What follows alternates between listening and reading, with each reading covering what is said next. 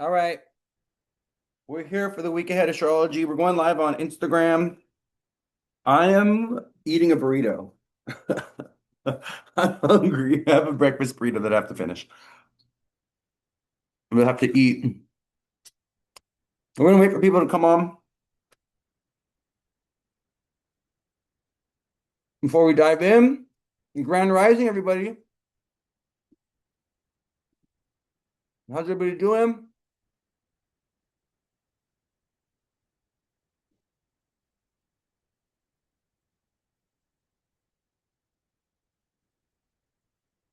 How is everybody doing? Happy New Moon. We just had our new moon yesterday. Anybody have some interesting dreams? Anybody kind of feeling drained, exhausted? Got out of bed a little bit late? New moons always like drain my energy, I swear. It was in my fourth house as well. Good morning. Hey, everybody. Hey, Anna. Hey, Monica. Hey, Amy. Hey, Maddie. What's up, everybody? We're going to be talking about the astrology of the week. I'm excited to tap in. We got some very intense aspects, very passionate aspects this week.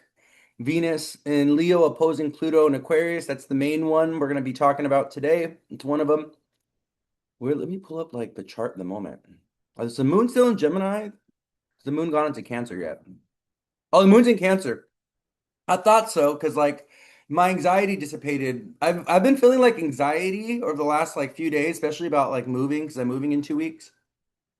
And I woke up this morning and I was just like, oh, it's a new day. Everything is calm, everything is grounded, everything is peaceful. The moon's in Cancer in my fifth house.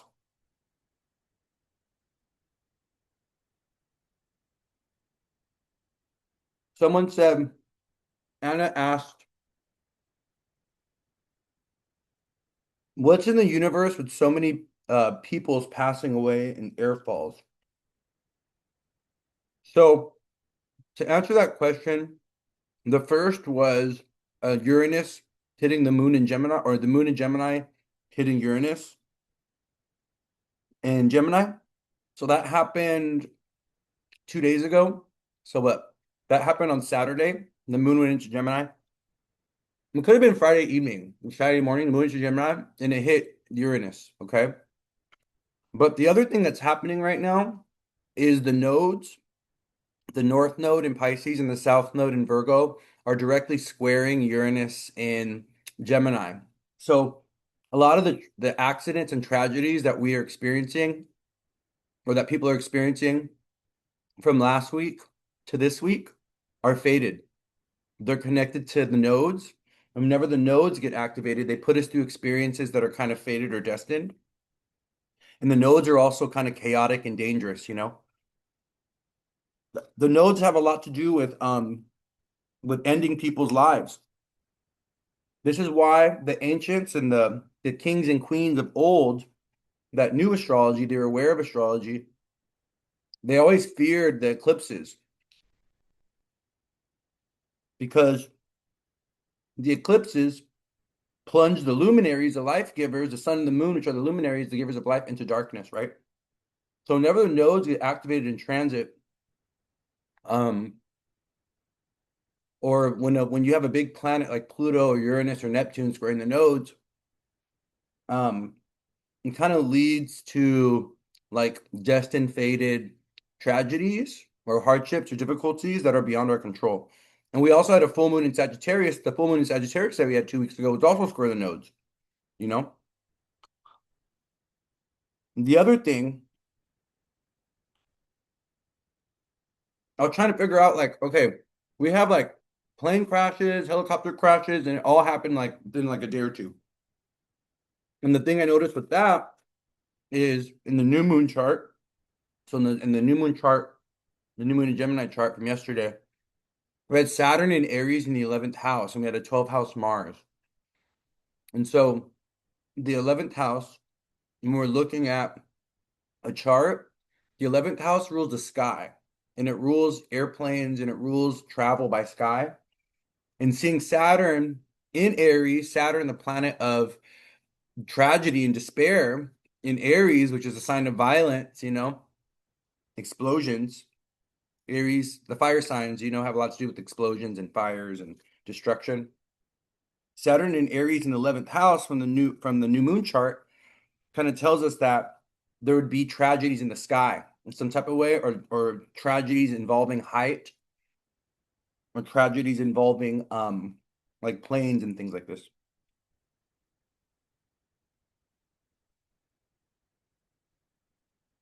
To give you an explanation, does that make sense? Oh, oh. Got my napkins right here. Welcome, everybody. So we're going to be going over the astrology of the week. We have a few things to talk about. Lord, someone said, Lord, SMH just had that feeling this morning. Let me wave at everybody. Everybody, thank you. I love you guys. Thank you for being here. So we are in our new moon in Gemini cycle. So this week is really tied into the new moon. We go through new moon, full moon cycles every 2 weeks, roughly. So every 2 weeks, a new moon or full moon happens, right? That's when we usually get two. We usually get a full moon and a new moon every month. One new moon, one full moon. We did have a rare blue moon, though, a super blue moon that happened at the end of February. I'm sorry, at the end of May, that was in Sagittarius. I think, yeah, it was in the sign of Sagittarius. So that's pretty rare. But that blue moon that we had a few weeks ago was not as auspicious as it could have been, you know. So one of the things I just wanted to say right now, let me finish my burrito real quick, and then we'll kind of dive in. This is a season, like this month and next month, people are kind of ending things and wrapping things up, and they're finishing things that they've been working on. Or there's like major life chapters coming to a close. There's like big conclusions and big completions. And as we move into July, Mercury goes retrograde right at the end of June, going into July. So a lot of the stuff that we're going to experience with this new moon cycle for the rest of June, this week and next week, Mercury retrogrades. And Mercury is the ruler of this new moon in Gemini, right? So we're going to have to revisit topics and themes and experiences, or we may have to do it again or try it again next month when we get into July. Because Mercury starts to retrograde right at the beginning of July. And so since he's been in Cancer this month, in some ways, in July, we may have to retrace our steps. We may have to go back and review things. We may have to do a relaunch or a restart. There could be something that we missed, something that we overlooked this new moon cycle or this month while Mercury's been in Cancer. And then come July, we have to like go back and fix it. We have to go back and do the thing. Okay. So I just want you guys to be aware of that. So if you like are starting anything or beginning anything, or if you've started or began anything in June, don't be surprised if in some way or some in some way you need to like restart it, or you need to redo it, or you need to resubmit it. Mercury has a lot to do with paperwork. Mercury has a lot to do with communication, with emails and phone calls. Mercury has a lot to do with plans. Mercury also has a lot to do with applications. So when you're like submitting, an application for a passport, when you're applying for the DMV, when you are, putting something in the mail to get your driver's license or something like this, that's all Mercury stuff. And so when Mercury goes retrograde, sometimes what happens is those things that we've been working on, like the paperwork we submitted, the documents, they get lost in the mail, or they don't get to where they need to go, or there's a big delay. There's a big delay associated with the submission of that work. So one of the things that Mercury has us do is when he retrogrades, he kind of delays the processing of documentation. He delays or cancels the setting of appointments, or he pushes them back, or he reschedules things, and he forces us to. So New Moon in Gemini, I was talking about, I don't know if you guys saw my New Moon in Gemini post that I did yesterday, but I was talking about how because Gemini is the mischievous and the prankster side of Mercury, right? So the feminine side of Mercury, the organized, goody two-shoe, button up shirt, press shirt, everything is organized. That the feminine side of Mercury, that's Virgo. So the organized, structured, everything's in control. I got it. It's the fixer-upper side of Mercury. That's Virgo. That's the feminine side of Mercury. The masculine side of Mercury, the messy side of Mercury is Gemini. That's his masculine side. That's his prankster side. That's his mischievous side. That's his flirtatious side. That's his womanizing side. That the masculine side of Gemini, that's the one that's not the goody two shoes. That's the more, problematic, troubling, mischievous side of Gemini. So we're at a new moon in Gemini. So what's so funny is Gemini, Mercury through the sign of Gemini, he likes to play pranks on us. And one of the things I was saying in my when I typed out the little tidbit I did on the new moon is that he likes to send us on side quests. A lot of times, what Gemini likes to do is he likes to delay things or push things back, or he likes to play a trick on us where we have to go back and we have to like go on a side quest for something, right? And I want you to think about this, like, for instance, like, let's say you and your family are going on vacation somewhere, or you're leaving for the airport, and then somebody forgets their passport at the house. So then you guys got to go back and get the passport, and then everything gets delayed. That's how Mercury plays with us. That's how Mercury plays with our time. That's how Mercury plays pranks on us. A lot of times he'll have us go back and do something again, especially because he's slowing down right now to retrograde. So what's so interesting is during this 2 week new moon cycle, Mercury is slowing down. He comes to a halt right at the end of July or right at the end of June, and then he starts to retrograde, moving into July, right? So I want you guys to think about this. There could be things that like this week and next week that we're working on or that we're trying to get, finish up and stuff, but then things are kind of like grinding to a halt, or there's like delays and setbacks, or even our energy and the experience kind of things feel very burdensome or very hard. We feel like, oh, we got to really push through it. We got to push through this thing to finish it up. We got to push through this thing to complete it, right? But what's so funny is I was talking about Mercury sending us on side quests in that post yesterday. And last night, I went ahead and ordered from DoorDash. And DoorDash is so Mercury because Mercury and Gemini rule over UPS, rule over delivery, rule over driving, rule over apps, orders like your cell phone and all your like social media apps and anything. That's all Mercury. That's all Gemini, right? So I put in an order to go I put in an order at a burger place. Um, I put in an order at Shake Shack. And the Shake Shack that I usually go to is like it's like 5 minutes away from my house, right? So I put in an order on Shake Shack and I put in an order at a Shake Shack that was literally 20 minutes away. And not only that, usually I'm like, oh, let me go ahead and get it delivered, But I was like, oh, I'm feeling kind of like it's a new moon in Gemini. I'm feeling kind of like, like getting out of the house. I want to drive my car. So I was like, let me go ahead and pick it up, 5 minutes away.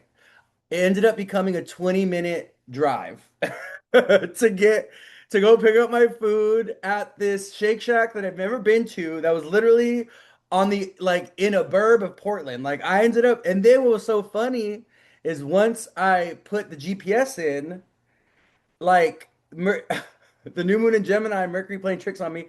I was driving in circles in my own neighborhood for like 3 minutes, 4 minutes before my GPS finally figured out where to take me. It was so ridiculous.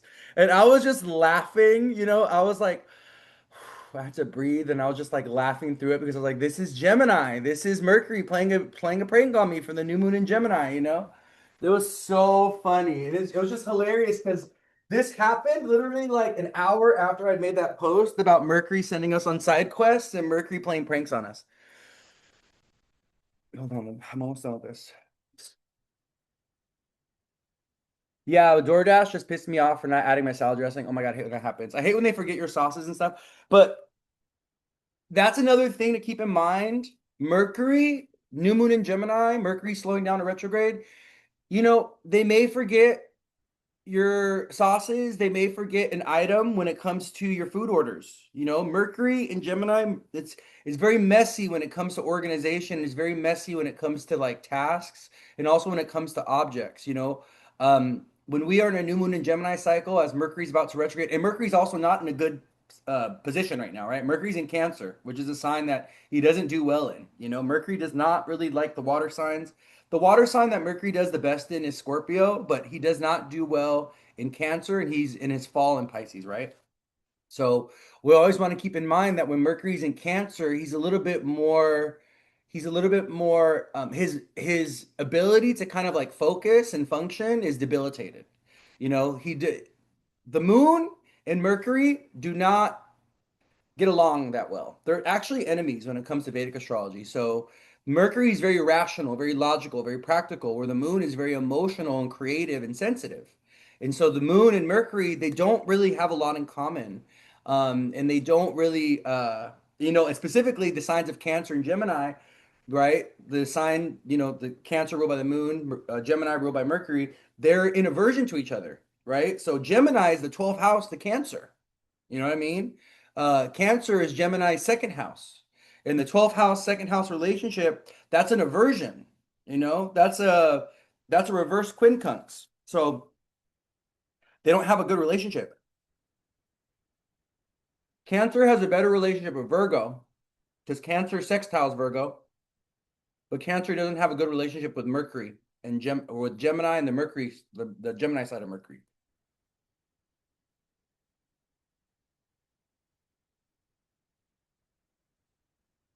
Look what Kagome said. Look at my boo ordered Postmates yesterday and they forgot a whole pound of potato salad. Yes, that's what happens.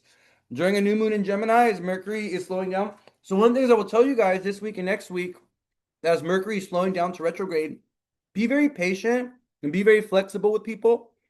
People may forget orders, people may forget appointments, people can forget plans, people can be showing up late, to events and things like this. Just be very patient, be very flexible, okay?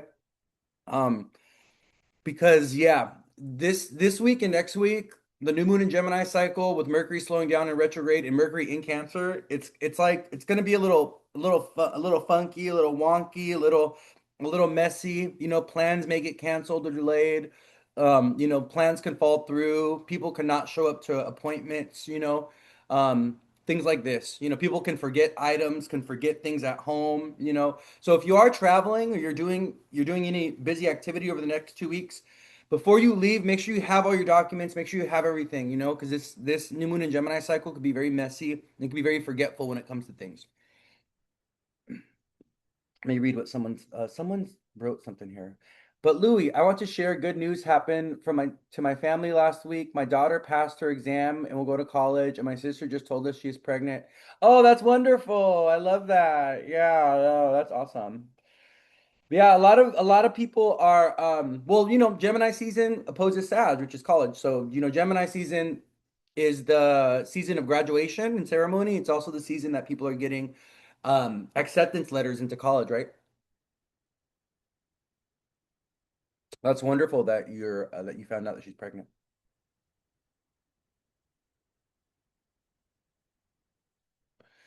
Okay, let's talk about the astrology.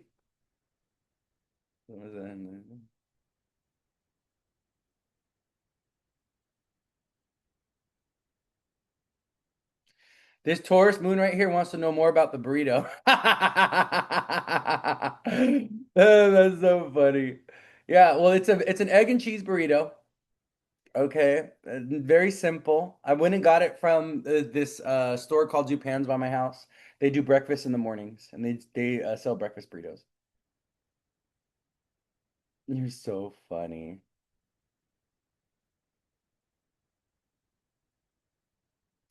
You guys are hilarious.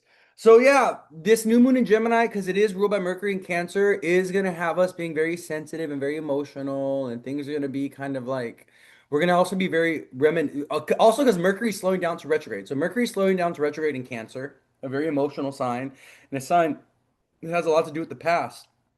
So this week and next week, as Mercury's slowing down to retrograde, we may be reflecting about the past. Also, friends, family members, people from our past could come back. We can end up having travel experiences like family reunions, birthday parties, celebrations, and things like this, where we end up running into people that we haven't seen in a long time. So do not be surprised as Mercury is slowing down to retrograde in sign of Cancer, and even going into next month when Mercury does retrograde.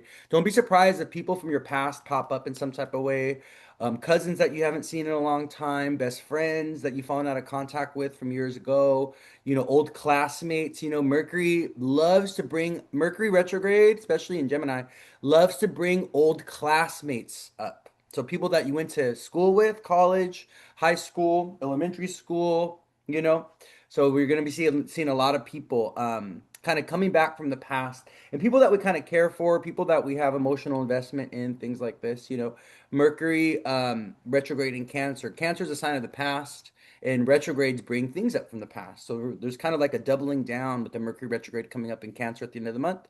There's doubling down of the past coming back to haunt us in some type of way, or people coming back from the past. Okay, this is a beautiful 2 week cycle though to launch or begin something, to relaunch or begin something again. So if you like, let's say let's say you already started something and you like gave it up, or you're like, hey, it wasn't the right time. If you want to like relaunch it or restart it this week, next week, um, give it a go, give it another jab, do a little bit of a relaunch or restart on something. Like, let's say you were working on a project and then something came up and you had to abandon it. Well, this would be a good time to pick that broad project back up. Okay, this week, next week. Okay, well, let's talk about the astrology of the week. Um, so we have a few aspects that are going to be very, very important this week. The first is the Venus Pluto opposition. Okay. So if you are a fixed sign, if you are a Taurus, Scorpio, Aquarius, or a Leo, and you have placements, your sun, moon, and rising, especially in the first decan of Leo, the first 10 degrees of Leo, the first 1/3 part of Leo, you want to be very aware of this Venus Pluto opposition, because this Venus Pluto opposition could apply pressure in your life. Also, if you have any other planets within the first decan of fixed sign, if you have Mercury, if you have Moon, or Mercury, Jupiter, Saturn, the Venus Pluto opposition can cause some drama, can cause some crisis, could cause some tension, could push things to evolve in some type of way where it's a little bit uncomfortable. So Venus in Leo, right? Venus just moved into Leo. Let me actually get my little notebook here. I have the Venus and Leo dates. Venus just moved into Leo on June 13th, a few days ago. She's going to be there until July 19th. Ooh, hold on. Wait a minute. Wait, hold on. I've had allergies. Oh my goodness. I had a little boogie come up. Sorry about that, you guys. I've had allergies really bad. The pollen is crazy right now. So Venus is gonna be in Leo from June 13th to July 9th to July 9th. And Venus in Leo is about celebration. It's about warm, it's about fun, it's about joy. Venus in Leo is about expressing our passion, expressing our love. It's so funny because there's been like Venus in Leo opposite Pluto and Aquarius is what's happening in New York right now at the Knicks. Okay? Like, it's so funny because Venus ingressed into Leo and then opposing Pluto. And we had this massive citywide celebration in New York where they were setting buses on fire and they were destroying things because Pluto is the destroyer. Venus and Leo is about celebrating good things. So with Venus opposite Pluto, and what we saw with New York is like, yeah, we had this big old positive win and this big old celebration, but then they're also destroying things. It's also destructive, right? Venus opposite Pluto, you know. How can this show up though in our own personal life? And how can this also show up when it comes to Venusian themes? So let's talk about this. Venus is the planet of love and relationships and partnerships, especially ones that are long-term and committed. Venus has a lot to do with that. And when Venus opposite is opposing Pluto, Venus can bring up issues of jealousy, issues of possessiveness and control and power, issues of betrayal and deception, issues of also sometimes addiction. Addiction. Venus opposite Pluto has a lot to do with addictive habits and behaviors, especially those that are addicted to sugar, because that's what Venus rules, and also people that are addicted to sex, because that's what Venus is up. That's what Venus Pluto in conjunction can do. Or when someone has Venus Pluto in aspect in their chart, they can love sugar and they can love sex because Venus is the planet of pleasure and desire. It's so funny because, we give Mars rulership over sex, and Mars does have a lot to do with desire and sex, but so does Venus. Venus is the planet of passion. She's the planet of sensual pleasure, and she loves to play with Mars.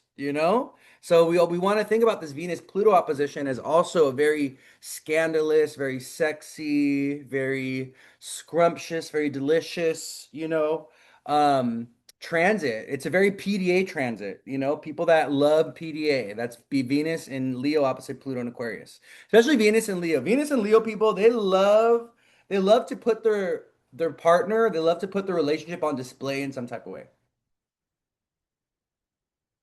They want to go out with their partner and they want to be seen.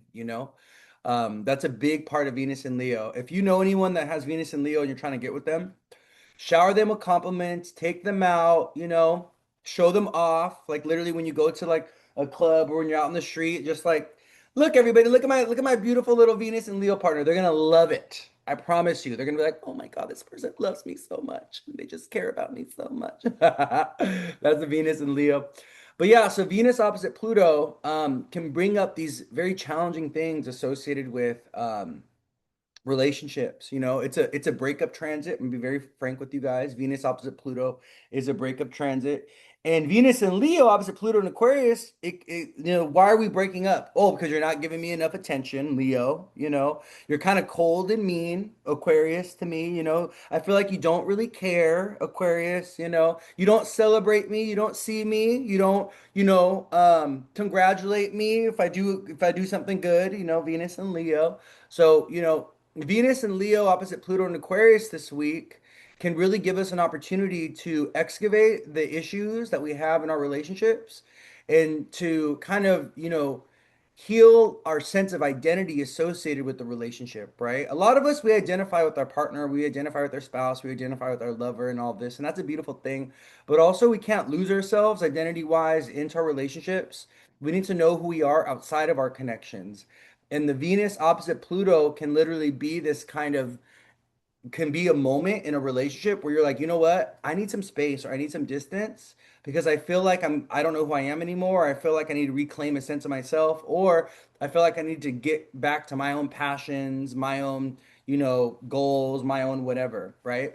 So, however this Venus opposite Pluto shows up in your life this week, if it does show up, especially if you're a fixed sign and you have things in the early degree in the first decan or the first 10 degrees of a fixed sign, I just want you to be mindful of this, okay? Because the Venus opposite Pluto can definitely bring up some issues that we've been sweeping underneath the surface that we have been avoiding.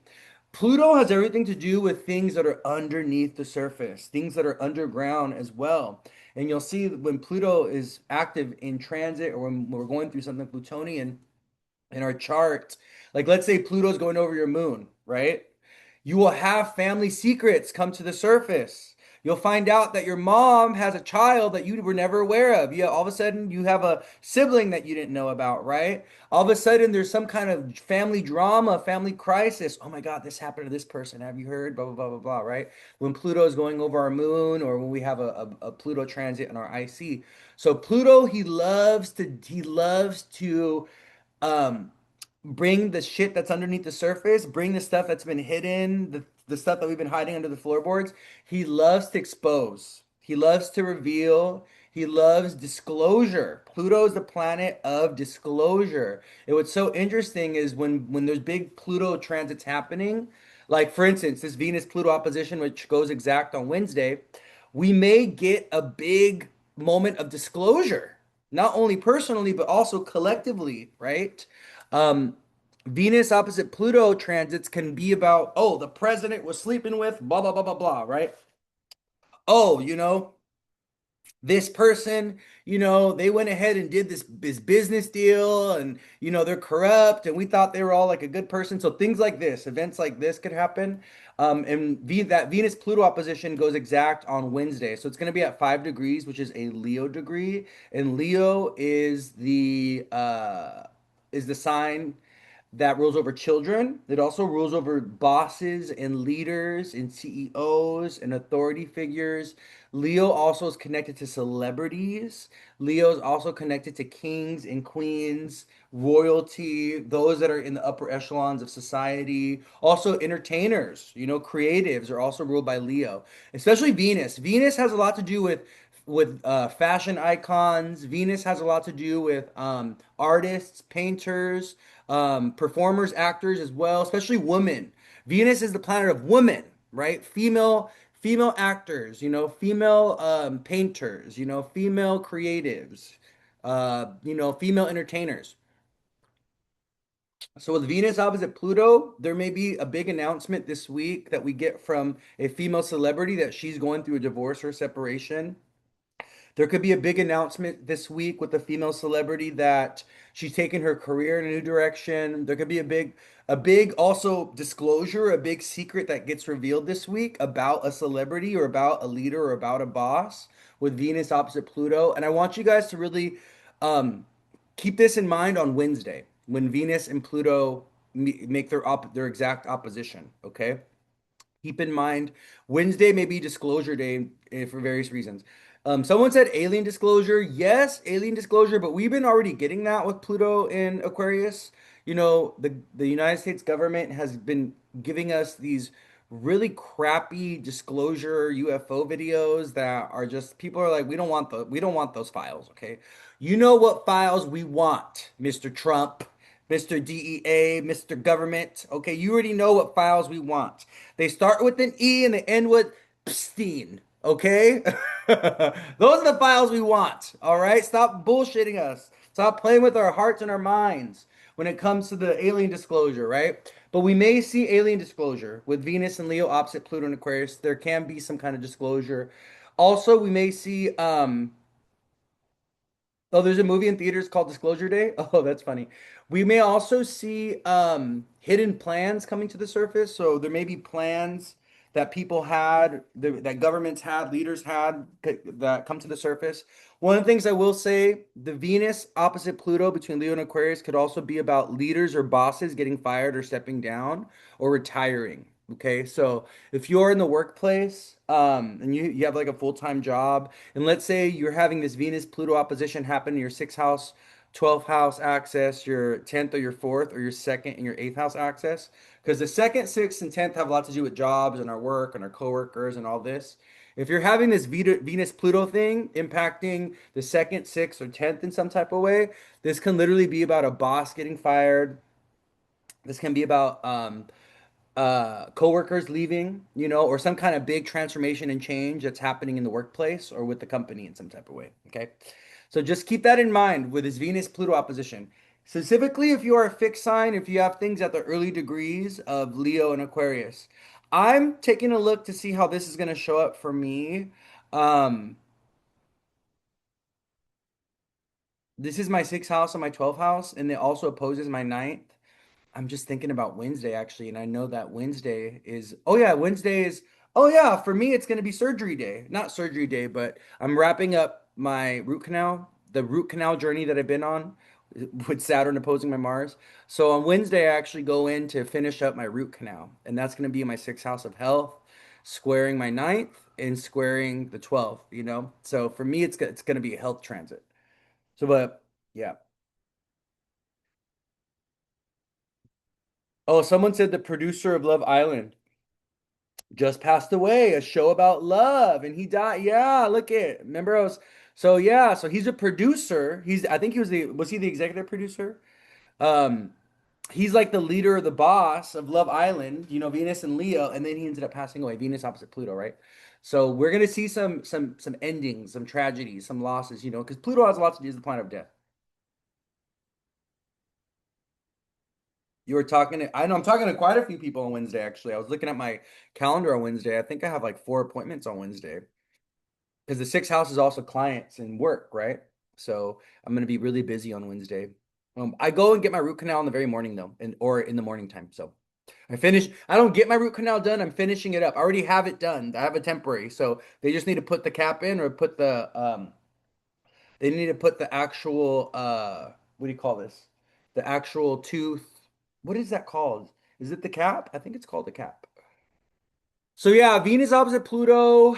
That aspect is building. It goes exact on Wednesday and then it starts to dissipate. Okay. So just I want you guys to be aware of that this week. That's going to be very important. The other aspect that's very important this week is hold on.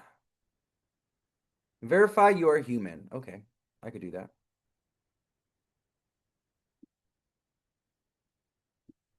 The nodes squaring Uranus. Yeah. So the nodes move into a square with Uranus on Wednesday, and they're all at a Gemini degree. They're all at 3 degrees. Three, three, three, three.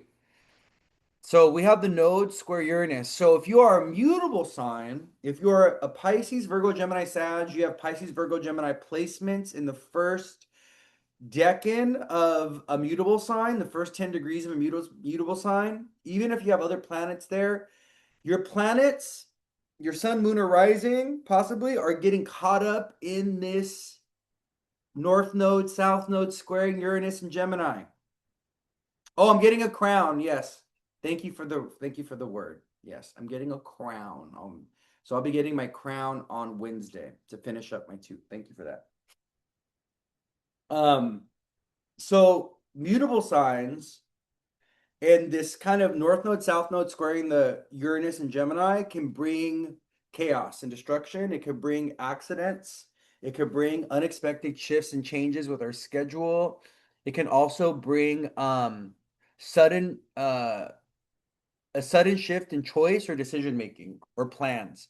So you may have been planning to go in this direction. You may have been like, oh yeah, I'm moving towards, I'm gonna get this job, these are my goals. This is where, and then the Uranus squaring the nodes, because the nodes are connected to fate and destiny, and Uranus and Gemini has lots to do with choice, can be like, no, actually you're going this way. Actually, and then all of a sudden a new option or a new pathway appears.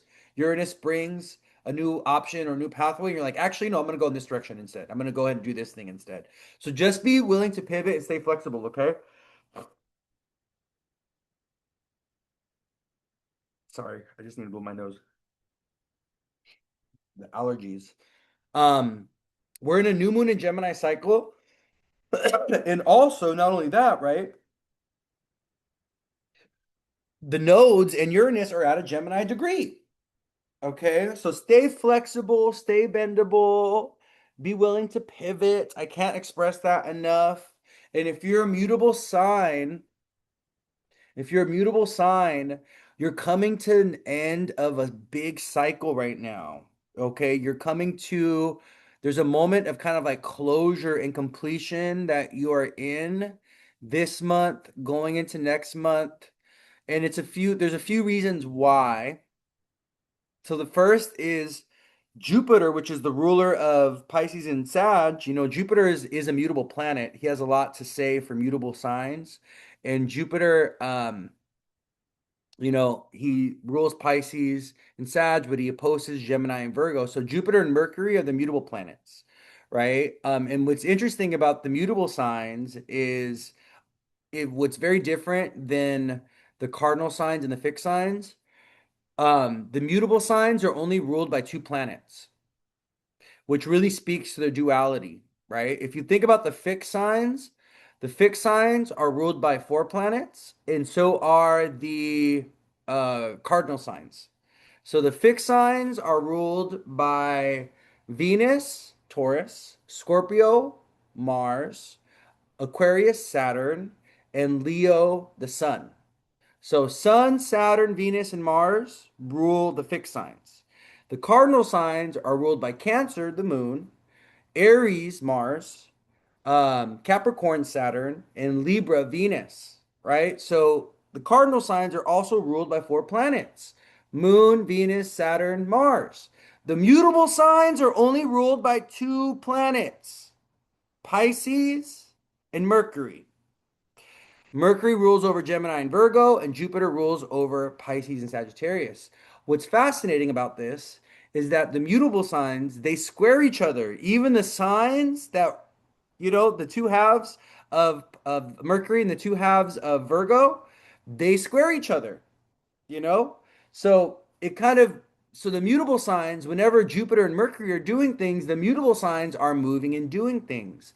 So what's happening right now? What's happening in the sky? What's wrapping up for mutable signs? Well, the North Node in Pisces and the South Node in Virgo are at the very last degrees of their respective transit in these signs. And the South Node and the North Node are about to move into Leo and Aquarius come the end of August. No, hold on.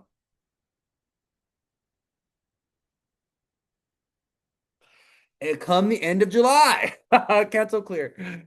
No, so actually July 26th. I wrote it down right here. See, this is why I've been keeping notes because I'm trying to be more, I'm trying to work my Mercury. I was talking about this yesterday. So July 26th, the nodes go into Leo and Aquarius, and all of a sudden, Pisces, Virgo, Gemini, Sag people, they're done with the nodes hitting them, the eclipses in Pisces and Virgo hitting them. And we've seen a lot of mutable signs go through tremendous shifts and changes since the beginning of 2025 because the eclipses have been going through Pisces and Virgo, the nodes have been going through Pisces and Virgo, and the eclipses and the nodes and the mutable signs have been getting the mutable signs to move, have been bringing change and transformation and endings and beginnings in the lives of mutable signs. Yes. So we have that happening, right? And then, like Misa said, we also have Jupiter, which is the ruler of Pisces and Sag, going into a new sign at the end of this month. And then Mercury, the other planet that rules the mutable signs, okay, with Jupiter, he's retrograding in July, right? So we have some big things happening for the mutable signs this month, next month, and then going into August. We're going to see the mutable signs kind of starting a new chapter. They're ending and completing things over the next couple months, and then they're beginning something new come August, September. They're kind of shifting into a new life chapter. They're going in a new direction. And I think about this in my life because this is very relevant for me because I'm moving back home to California come July 1st. I'm moving back with my parents. So for me, it's kind of like this new, I see this in my own life. I'm literally watching this astrology happen in real time in my own life. And the timing of this is literally looking at like a new chapter for me when it comes to home living situation, my fourth house. I've had nodal return Aries, Libra, and then Pisces, Virgo hit my mutable chart. I want to break. Yeah, well, the thing is, the eclipses are always moving in our life, right? The nodes are always going to be in some houses in our life, and some eclipse seasons and some nodal transits are going to have way more of an impact on us, where others are not. It's like the energy is always going to be hitting us. It's just activating and hitting different areas of our life as time passes, right? Saturn is never going to leave you alone. The nodes are never going to leave you alone. Mars is never going to leave you alone. These planets are always moving at some point they're always moving in our chart. They're always hitting us in some type of way, but with certain transits, they're hitting us more, and other times they're hitting us less, right? Um, there are seasons when these planets have a lot of agency and power and say over our life, and there are seasons where they have no agency and no authority of our life, and they have very little impact, right? Depending. So, that's how astrology works. Astrology works in kind like energy waxes and wanes in astrology. Planetary energy waxes and wanes. Sometimes, depending on transits, right? Some planets have way more say. Some planets have way more say and agency over our life, where others don't. And it waxes and wanes depending on your planetary ruler for the year, depending on the perfection year that you're in, depending on, what planet, where the planets are at in your chart, right? Like if the planets are transiting your angles, houses 1, 7, 10, and 4, they're going to have way more to say. They're going to have way more agency, you know? Welcome. Someone said, yeah. We've been talking about, so we've been here since 9:30. We've talked about the Venus-Pluto opposition, and right now I'm talking about the nodes wrapping up in Pisces and Virgo, Jupiter leaving Cancer to go into Leo, and also Mercury retrograding in July. And I'm talking about how important this is for mutable signs, Pisces, Virgo, Gemini, Sag, because many mutable people are wrapping up some kind of life chapter right now. They're completing something, or they have a big moment of change. There's like a big defining moment of transition and change that they're finding themselves in this month, next month, and then going into August. Because Jupiter wraps up in Cancer, and then the nodes shift into Leo and Aquarius. Um, July, Jupiter wraps up in Cancer this month in June. He goes into Leo by come July. So that's what we're talking about, okay?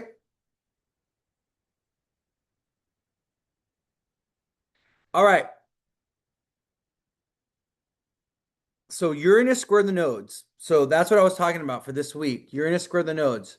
You know, kind of random chaotic experiences and changes. You know what I mean? Having to make pivotal decisions, being redirected, divine redirection. All right. Curious about what you think about the peace deal being signed in the Mercury retrograde shadow period this week. I wouldn't take any peace deals or any agreements made too seriously this week and next week. We might see any kind of agreements, decisions, peace deals, any kind of commitments that are made this week and next week can be undone during the retrograde. Or we may have, or there may be some kind of betrayal, or there could be people going back on their promises, or going back on their commitments, or going back on their decisions once Mercury retrograde starting the beginning of July. So I wouldn't take any kind of decisions, any kind of peace agreements. I wouldn't take those things too seriously, especially when Venus is opposite Pluto. Venus is the peacekeeping planet, right? Venus is the planet of harmony. She has a lot to do with um, agreements, contracts, marriage ceremony, celebrations, business contracts, business deals. That's Venus. This is why Saturn exalts in Libra. One of Venus's signs, Saturn, the planet of karma, the planet of contracts, the planet of commitments, the planet of time, he exalts in Libra, a Venus ruled sign. Libra, the sign of marriage. Saturn, the planet of time and commitment and contracts, exalts in Libra, the sign of marriage, right? So when you get married to someone, it's very Saturnian, till death do us part. That's what we say, right? Till death do us part. So when Venus is opposite Pluto during a peace agreement, I wouldn't take it too seriously. And I would also ask, what's written in the details, what's written in the nitty-gritty details, because there can be some kind of deception or some kind of betrayal that is being set up when a peace agreement is made during Venus Pluto opposing each other in the sky.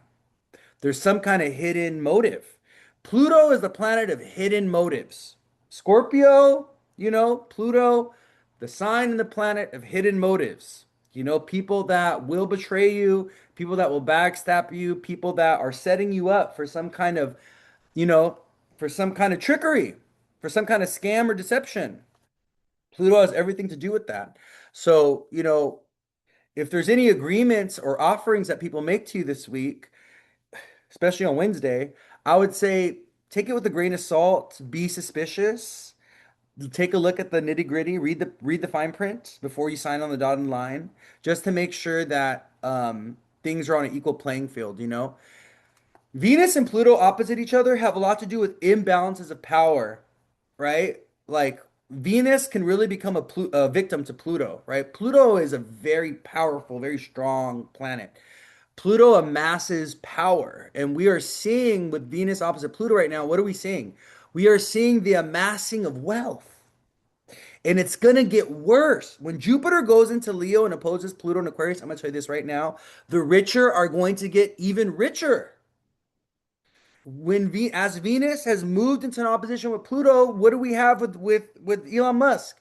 He became the first trillionaire. As Venus went into Leo and opposed Pluto and Aquarius, right? So Pluto has a lot to do with the consolidation of power, the consolidation of resources, extreme wealth, extreme power, extreme influence, you know? And this really shows up, the Venus Pluto stuff shows up. And when people have like Venus Pluto and aspect or Venus and Scorpio, you really see these really intense power discrepancies show up in their relationships. I know I have quite a few clients who either have Venus and Scorpio or Venus Pluto aspects. And a lot of times when they get in relationships, especially women, they lose, they feel totally disempowered to their partner. They feel like their partner takes away all their agency. All of a sudden their partner gets really controlling, gets really possessive, gets really like kind of overbearing and then they can become kind of like disempowered. They can become like a prisoner to the relationship. This happens with a lot of Venus Pluto people, Venus in the eighth house, Venus in Scorpio people. They become powerless, they become a slave, or they become like a prisoner to a relationship, you know? And those of us on the outside that if you don't have those placements, you don't understand it. You don't get it. You don't understand the way that this happens. You don't understand the way that Pluto works. If you are someone that doesn't have a relationship with Pluto like this, you're looking from you're, as an outsider, you're like, "Oh, how can someone get themselves in that situation?" But you do not understand the hypnotic, subconscious, influential ways that Pluto exerts his authority. Pluto doesn't exert his authority with direct force and power. Pluto, he hypnotizes you. He manipulates you. He gaslights you. He poisons you. He influences you over a long period of time to confuse you, to convince you of a different truth or a different reality. Pluto, he works on your unconscious, subconscious mind. This is the way Pluto works. Pluto is not a planet that is about direct force or authority or direct influence or power. Pluto, he manipulates you, and this happens a lot with money as well. Pluto loves to use money and resources for control. I see this like I can't even tell you how often I see this in like client readings and like relationship readings. This is like the women that marry a husband who's super rich, and he uses money to control her. He like punishes her by taking away money or by taking away the credit card, you know? Or he uses money to give her reward, but also give her punishment in some type of way. That's what Pluto does. Welcome to Pluto. Hope you guys are learning a thing or two right now.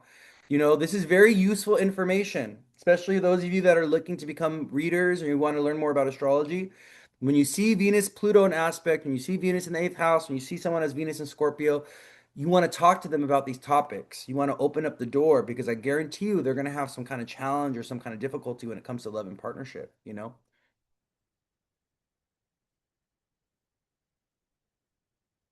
This can also be about kidney issues, kidney infections, Venus opposite Pluto. Okay.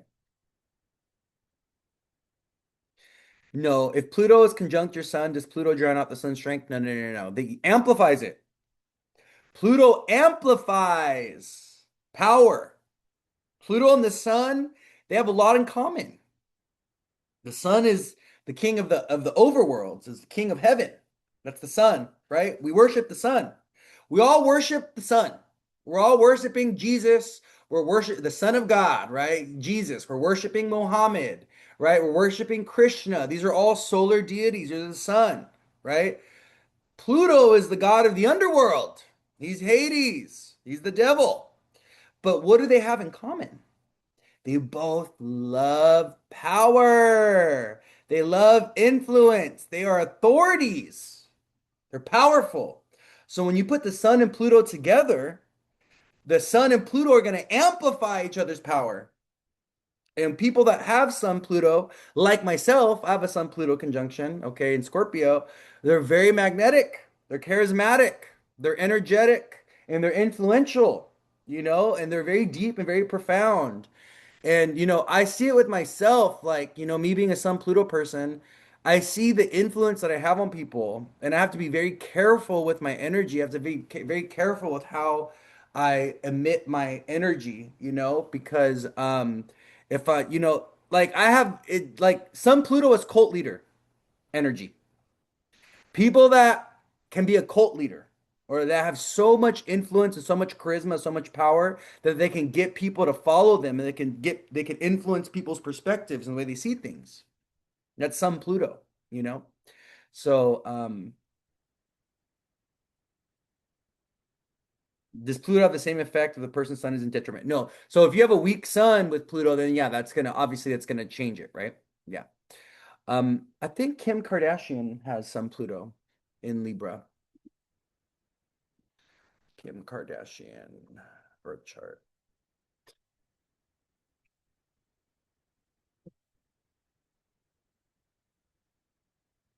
Oh, you know who else has some Pluto? Michael Jackson. Sorry, Miss Jackson. Ooh, I am for real. Never make. Yeah, well, kind of. She kind of has it. I know Michael Jackson has it for sure, though. He has some Pluto conjunct in Virgo. And also Justin Bieber, he has Pluto conjunct the ascendant. But yeah, if you have a weak sun or debilitated sun, yeah, yeah, Michael Jackson has some Pluto together. So think about global influence, global power, people that could drive other people crazy, right? People fainting, right? From like so much influence, so much charisma, so much power that it makes people obsessed. I think about, the concerts that Michael Jackson was throwing in the 80s and 90s. These and people are literally passing out, going crazy. That's the influence of Sun Pluto. Yeah, Madonna, Michael, Brittany, yeah. They all have some Pluto stuff going on, or Pluto on the rising, or Pluto on the ascendant. And then also, Michael Jackson has a 10th house Saturn, so his chart is with the ninth house Jupiter. Oh no, he had Jupiter and Libra the eighth. My bad. Oh my God, but imagine if he had a ninth house Jupiter, he would have been like so religious, way more religious and stuff. But yeah, you can really see this. You can see the influence of Pluto in people's charts very, very strongly. Anyways, okay, let's keep talking about the astrology of the week ahead. I'm just kind of, talking about some Pluto stuff right now. Yeah, those people would faint. Yeah, it was crazy. Um, okay. Well, this aspect, okay, so let's kind of talk about the astrology of the week. I talked about Uranus square the nodes, and I talked about Venus opposite Pluto. I'm trying to see if there's any other like big aspects. We do have Mars at 22 degrees. We have Mars sextiling Mercury. Oh yeah, we have a Mars Mercury sextile today and tomorrow. That's really good, actually. That's very energizing. Mars sextile Mercury between Taurus and Cancer is emotionally stimulating. We may feel kind of a little boost of energy today and tomorrow with getting tasks done, getting, things done. Also, Mars sextile Mercury, it's a new moon in Gemini with Mercury and Cancer. This is a good week to forgive someone, to have an emotional confession, to kind of lay your cards out on the table, to kind of talk about things and get to the bottom of things and see if we can kind of heal stuff. Mercury in Cancer, sextiling Mars and Taurus is also good for business dealings, or it's good for real estate property purchases. It's good for dealing with finances as well. Um, Especially like if you're thinking about maybe asking for more money or asking for a raise, or let's say you're thinking about sorry, I have to keep blowing my nose, my lips. I'm sorry about that.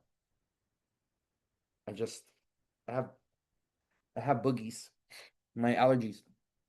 Um, oh yeah, I'm gonna talk about that too when we get there. Yeah, I'm gonna talk about Chiron going into Taurus. Yeah.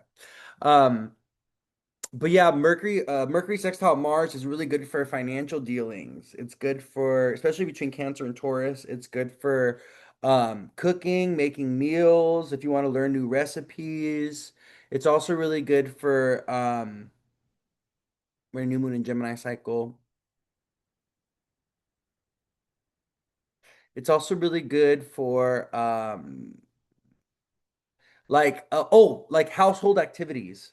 So like cleaning the house, organizing the house, getting your dishes washed, taking the dog to the groomer. Like Mercury sextile Mars is really good for kind of domestic activities, household activities, kind of getting things done. It's a very stimulating aspect, okay? And it's a positive aspect between Mars and Mercury. And also Mars is in the 11th house from Mercury, right? So this can also be about, gifts that we receive. So don't be surprised if today, tomorrow with Mercury sextile Mars, you get like a gift, you get like a present, or someone wants to give you something. Okay, that could be like a theme. Um, Raymond also brought up another very important thing that's happening this week, another very important transit. Um, Mars is moving into Taurus. I'm sorry, Chiron is moving into Chiron is moving into Taurus, and Chiron is going to be in the sign of Taurus for the next 7 years. So on Saturday, June 20th, Chiron ingresses into Taurus. Those of you that have Chiron in Taurus, you are going to be going through your Chiron return. Okay. Love that for you. That's going to be about healing your money wounds. What I found so fascinating about or what I find so fascinating about this though is the kids that are going to be born with Chiron and Taurus, we already see the stage being set up for their Chiron. Because why? We are entering a period of financial constriction and financial pressure and financial hardship collectively, especially in the States. So I find it so fascinating how these kids that are going to be born with Chiron and Taurus over the next 7 years, they're like the stage is being set for their Chiron to manifest because they're going to be born in a period where money is very tough and very hard and very difficult and where a lot of people aren't working. And so we're literally going to see how their Chiron and Taurus is going to tangibly manifest in their life by having parents that are dealing with financial issues or financial pressure or a lack of income or issues with work and jobs and career in some type of way.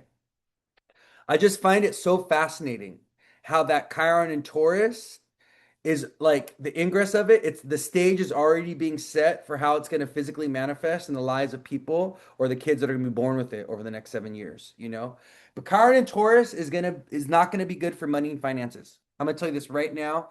Chiron and Taurus is not going to be good for the economy. It's not going to be good for the stock market. I think the ingress of Chiron and Taurus, especially because Chiron's going to come into square Pluto. So you got to think about this, right? Chiron and Taurus is coming in to also make a square to Pluto in Aquarius.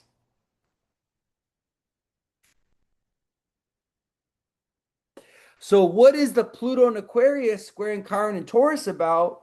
Pluto and Aquarius is the technology, the AI job, the AI bots, the robots taking over people's jobs. Pluto and Aquarius, squaring Chiron and Taurus.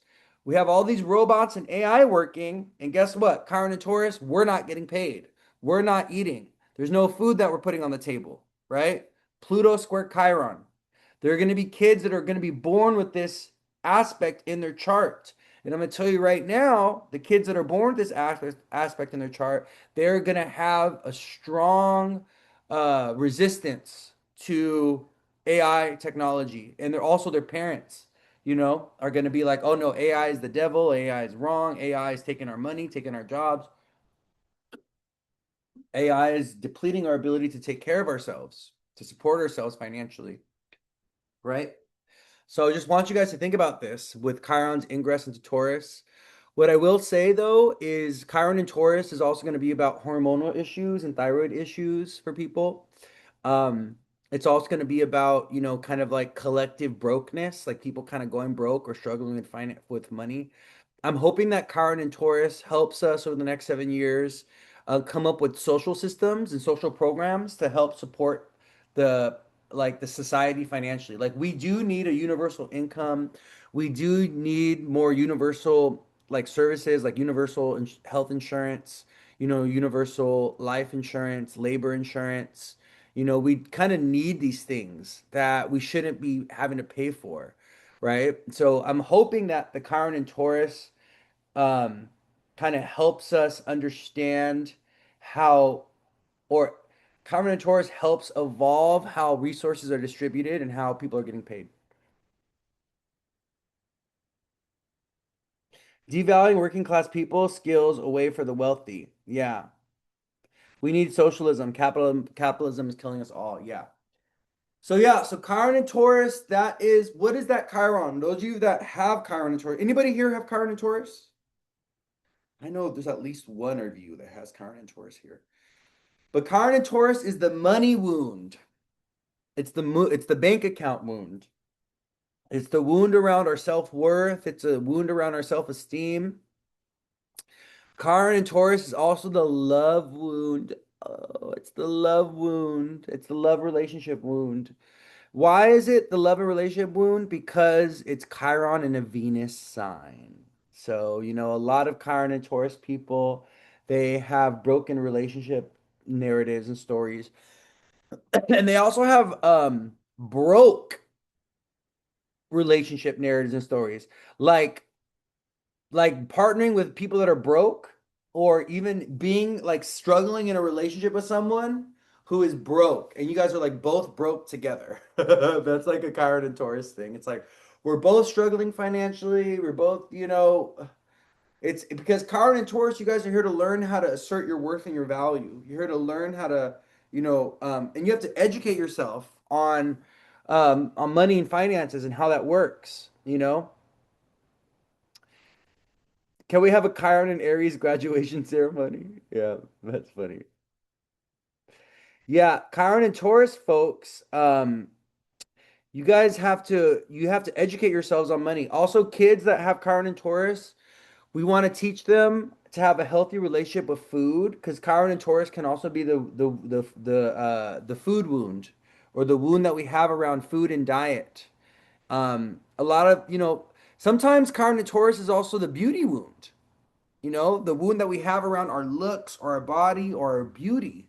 Like we feel like we're not beautiful. We feel, oh, I feel ugly inside, or I feel like nobody likes me. And like, that could be also how the Chiron and Taurus manifests. So I just want you guys to think about this. But Chiron and Taurus, Chiron's ingress into Taurus is going to be revealing the wounds that we have around money, around our creative talent, around love, around our own worth, our own value, around our looks or our beauty. That's what Chiron and Taurus is going to be revealing. The focus of healing, the point of healing is going to be around those things that I discussed. Our relationship with food, our relationship with money, our relationship with our own looks, our beauty, our relationship with love. What does love look like for us? And also our fashion sense, our sense of style, you know? Misa said, that is my husband, wound around food, and he's transferring it to our kids. Yeah. Yeah. And understanding, our placements, like for instance, Chiron and Taurus that we're talking about right now, what we want to do always is we want to get all the manifestations of how it shows up. People tend to think, and I notice this with a lot of astrologers, they tend to think of placements as like one isolated thing, or like this placement is this. No. Your one placement is going to tell us 10, 20, 30 different things about your life, about the people in your life, about experiences that you're going to have, right? So, my goal as an astrologer is to always bring out all the significations, all the meanings, all the different colors of one particular placement to give it a 3D nature and to really kind of bring it to life fully in the way that someone experiences it, right? Because there's so many ways that your one placement is going to manifest, and it's going to continue to surprise you in the various ways that your placements manifest, right? Always keep that in mind. Your placement says many things about many different like one placement could say many things about many different topics. Feeling this, I'm so ready to get back into my routine after this move. Too many fashion victims these days. Yeah. So yeah. So Chiron and Taurus, Chiron moves into Taurus on Saturday, and Chiron will be there for the next 7 years. I have Chiron and Taurus, 12th house conjunct my Taurus Venus. I always lose beauty items and jewelry as the 12th house Venus. Yeah. That's your spirit team trying to, if you have a 12th house Venus with Chiron and Taurus, it's because you're here to let go of attachment to objects. A lot of people that have Chiron and Taurus, they have a woundedness around the material world. Taurus is the material world, our objects, the objects that we highly value. So, you know, our luxury car, our Rolex watch, you know, that Coach bag that you have. Taurus, Venus ruling Taurus is about the luxury items, the objects that aren't necessarily of value. They may not be, or objects that may not have utility, but they're high objects of value because of their craftsmanship, because of their beauty, things like this, right? So if you have a 12th house Venus with Chiron and Taurus, you're here to kind of work on detaching yourself from the material world. And a lot of folks with Chiron and Taurus, I think that can be a predisposition to hoarding.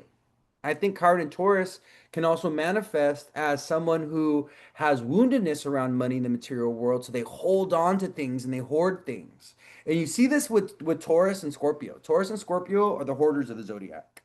You'll always, if you have someone in your life that hoards objects, that doesn't let shit go from the past. I have a grandmother who I love her dearly, but the woman's a pack rat.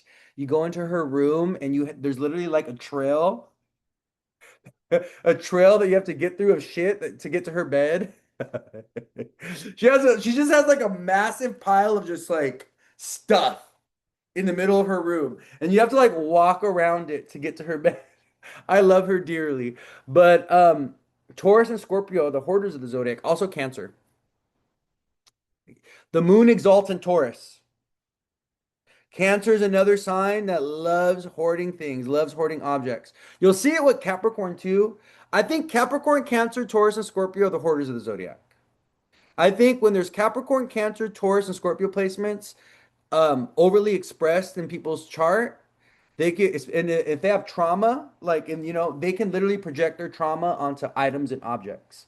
So we form emotional attachment to things, right? And a lot of times, these signs, Cancer, Capricorn, Scorpio, and Taurus, they love to hoard memories. They love to hoard emotions. So they hoard the objects, the physical, tangible objects that are tied to those memories, that are tied to those emotions, right? So when you step into the room of a hoarder, what you're actually looking at is their emotional environment. You're looking at the feelings that they're holding on to, that they've internalized, that they don't want to let go of, right? Also, when we do have a poverty complex and we do have a lack mentality, which is a Chiron and Taurus is definitely a poverty complex or like a lack mentality placement. Um, we feel like we have to hold on to things or hoard things to keep us safe. If I have this stuff, I am safe, right? If I have, and I always think about this with my grandma because she's like, oh, well, you never know when we may need this. I have this for a rainy day just in case, right? So we hold on to these objects and things as a sense of protection, as a sense of preparation, right? Oh, I'm prepared for this. I have this in case I need it, right?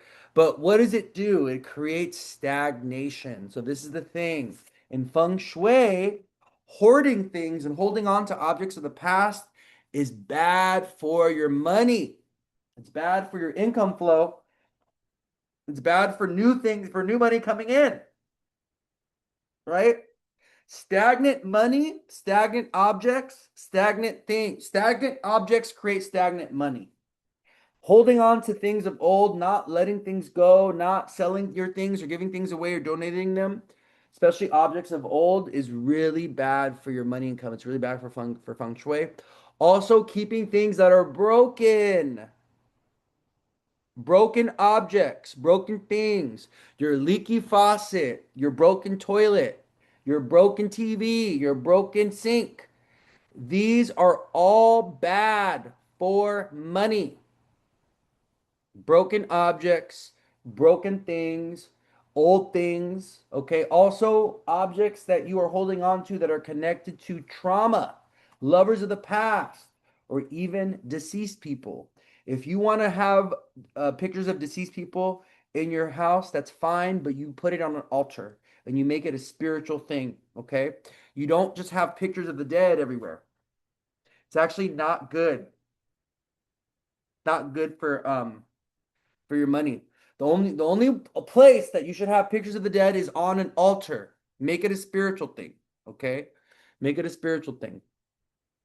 And if you have it on an altar, it becomes protected.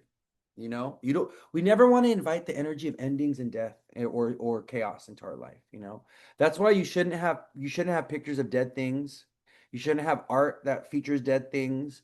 You shouldn't have art that's all like super black and bloody and like it's not good feng shui. It's not good for the mind. It's not good for the spirit, and it's definitely not good for the money. Okay, so I just want to keep that in mind. All right, for those of you that you know you're trying to get right with your relationship with money.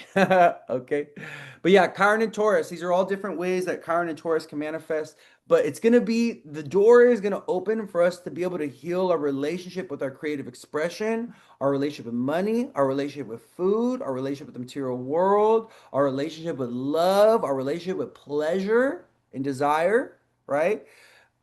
Taurus, Venus ruled, is also about pleasure. It's also about the five senses, getting touched and getting felt and passionate expressions, right? So Chiron's ingress into Taurus is going to open up the door for us to be able to heal these things, all right? But also, what does Chiron do in transit? Chiron also exposes our woundedness, right? You cannot heal what you don't know is hurting you, right? Or you cannot heal what you are not conscious or aware of, right? A lot of times people are not working on their healing journey because they don't even realize that they're wounded. Or they're not working on healing this particular thing in their life because they're not honest and truthful with how that thing they have a traumatized or wounded relationship with that thing, right? A lot of people are living in denial. The ego is so good at protecting the self and blinding the self to like hard, difficult things or to our own woundedness. That's why a big part of the spiritual journey is the wounds that you have being revealed and coming to the surface that have been blinded by the ego. Okay. So I just want you guys to think about all of this with Chiron moving into Taurus. I just want you guys to keep all of this in mind, okay? Especially those of you that are going to be having babies or children that are going to be born with this Chiron and Taurus. How can we help them navigate this Chiron? We got to always we got to help them be confident. We got to help them clarify their values. We got to help them have a healthy relationship with the material world, with money, with food, things like this. We want to help them with their looks, their sense of beauty, their relationship with their body, right? Taurus has a lot to do with their relationship with their body too, you know? It has a lot to do with their relationship with their body. So, all right. Food for thought. Delicious food, Chiron and Taurus things, right? For thought. What's up, Jay? What's up, everybody? All right. Anything else and then we start Cancer season at the end. We start Cancer season this week too. So the sun moves into Cancer on the 20th to the 21st. This is going to be a very, very interesting Cancer season because it features a Mercury retrograde.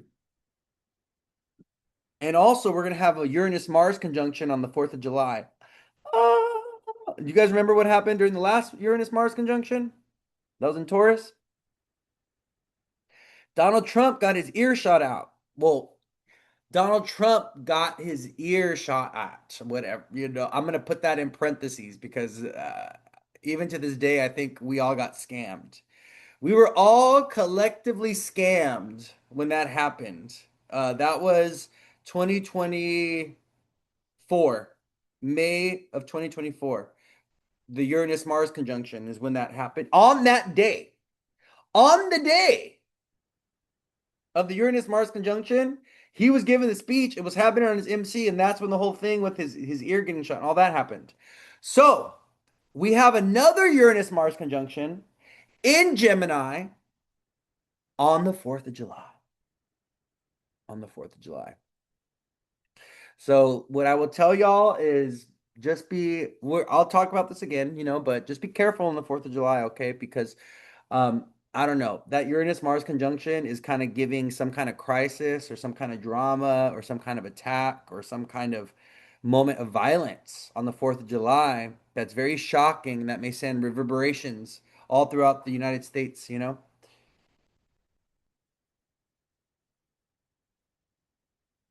It's giving visiting family and learning you have new family members. Yeah.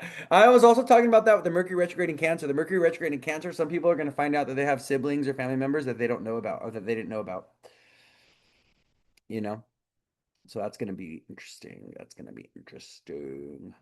The Mercury retrograde, you're going to find out that you got family members you didn't know about. For some people. So yeah, so Cancer season is going to be very fun though. We are going to have Jupiter and Venus and Leo during Cancer season, even though it's a Mercury retrograde. It's also going to be very fun and very exciting because Jupiter and Venus and Leo, that's the party. That's the celebration, you know? July 4th. So it's also conjunct Sirius. Oh, really? Oh, that's good actually. Sirius is a good fixed star.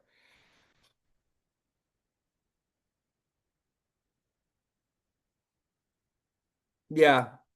So fixed star Sirius, it gives honor, renown, wealth, ardor, faithfulness, devotion, passion, and resentment. But it's one of the royal fixed stars.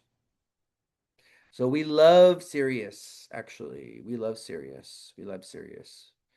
Um, oh, so maybe on that day we might see a some kind of proclamation or some kind of announcement or some kind of speech that's given from like a person in a very high position that's actually a good person. So they could be like it could be so 4th of July we may see like a pastor, we may see a priest, we may see the Pope, we may see someone that is very much elevated in a high moral or ethical position give some kind of really big speech, or they may make a declare a proclamation that's very important or something on that day because it is conjunct the fixed star Sirius, that the Uranus Mars conjunction. But also it's Uranus and Mars.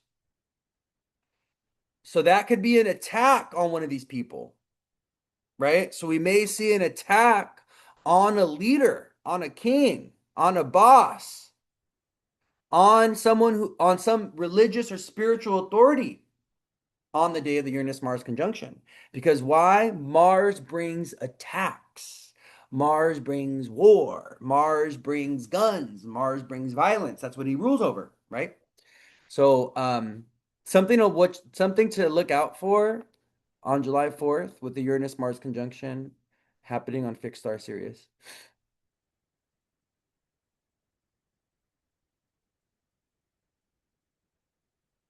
The scorching one, the brilliant one. What's the name? That's the some names for fixed star Sirius. The dog star. I love the fixed stars. I'm gonna get more into them. Yeah, then Mercury's gonna go Yeah, Mercury's gonna be retrograde by that time as well. You know, if there's a moment where peace treaties are disrupted or peace treaties are betrayed, it'll be during the Uranus Mars conjunction, right as Mercury begins his retrograde, right? Could it be some new technology thing being? Oh yeah, for sure. Yeah, Uranus Mars tends to be about advancement of technology or the announcement of technology that tends to be violent though. So, Uranus Mars has a lot to do with technological advancements that are connected to war. because Mars is the planet of war, right?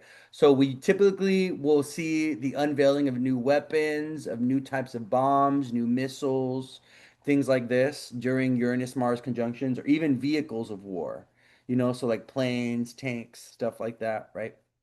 Uranus Mars conjunction, you know. Yeah. And also this Uranus Mars transit is very important for the United States because the United States has Uranus and Mars in Gemini in their natal chart. So the reason why the Uranus Mars conjunction in Gemini is going to be so pivotal for the United States is because um, it's going to be aligning with our own birth chart, with the United States birth chart.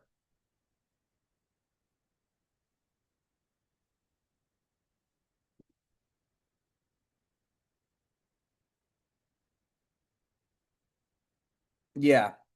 Yeah. United States has Uranus at 8 Gemini and Mars at 21 Gemini.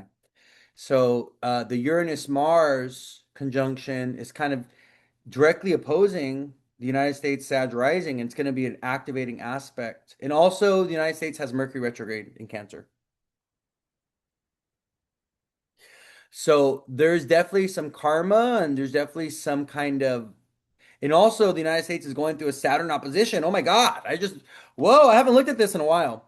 So, the United States has Mercury retrograde in Cancer at 24 degrees.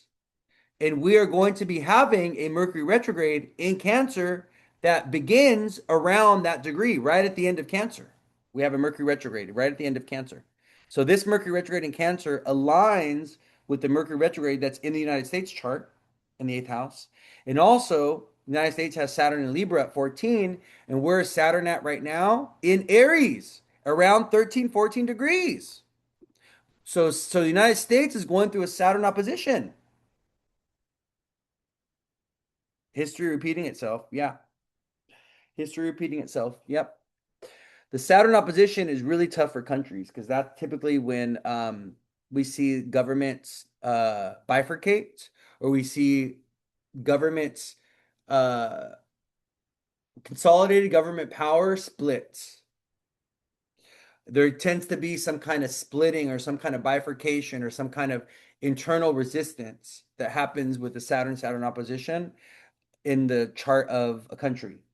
So this will literally be like we may see some Trump cabinet members or some people from the Trump, from the MAGA Trump side actually go against him and fall away from him and like challenge him and be like, hey, we're not okay with this.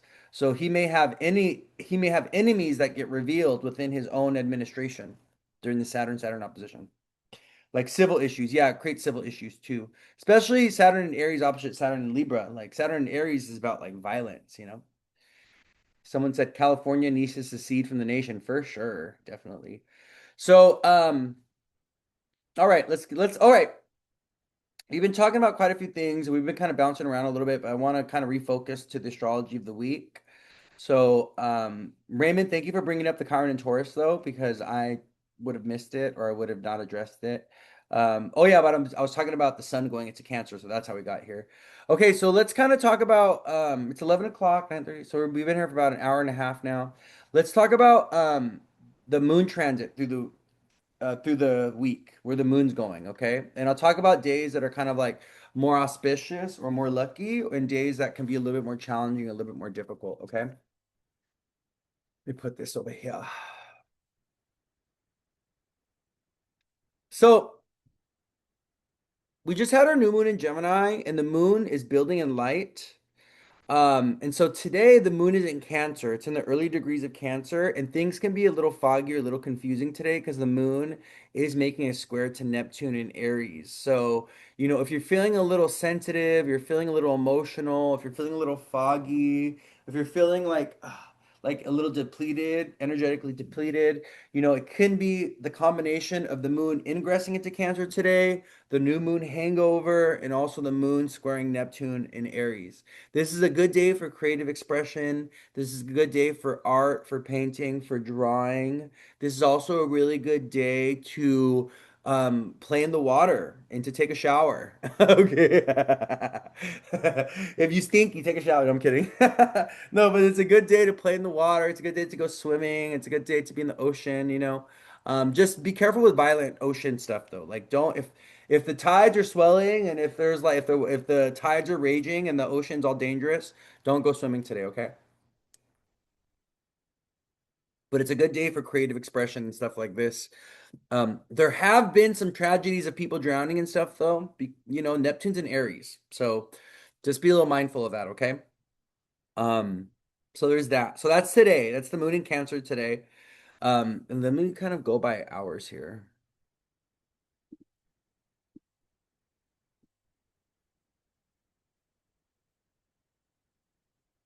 Oh, it's funny. Love my Miss Armstrong said, "Oh, nice. How home with my kids and we're on the way to the community pool." Yeah, that's so funny that you're gonna be going. I swear, Miss Armstrong, whenever I do this, whenever I'm like talking about what the planets are doing, like throughout the days and stuff, they always align with stuff that's going on in your life in particular. Like, I don't know if I'm just reading you and your life. That's probably it's probably what's happening. But whenever I'm like doing this, it always aligns with things that you got going on in your life. It's so funny how that happens. Yeah, a lot of drowning lately. Yeah, the Neptune and Aries sextiling the Uranus and Gemini, you know. The Neptune Uranus sextile between Gemini and Aries, it can be a little dangerous when it comes to water, you know. So if there's raging waters, dangerous waters, waterfalls, water, if there's all these big swells and all this in the ocean, just be careful, just be careful with that. Okay? Just be careful. So we have Moon square Neptune that we're working through today.